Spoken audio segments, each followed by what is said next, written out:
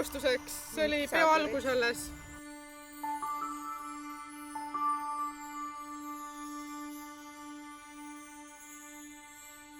Ja ühel päeval ma loodan, et kui te tagasi vaatate, siis te saate öelda, et siin Vilja Müllerpäki tiigi kaldal seistes ja kala lupsumist kuulates tead sa sulle jah öeldes, ma ei osanud ette kujutada ka, mis meid kõik ees ootab.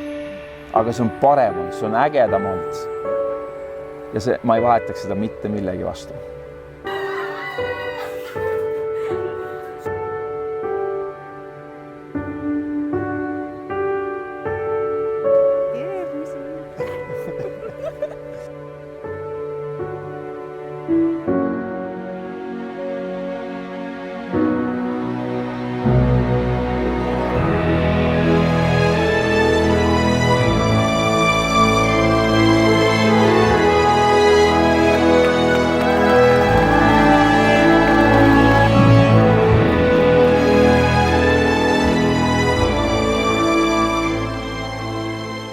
Tegelikult tahaksin soovida teile kõige paremat ja jah, ütleme, et päris palju kõvasi lugusid on, aga lihtsalt sa oled nüüd abielus.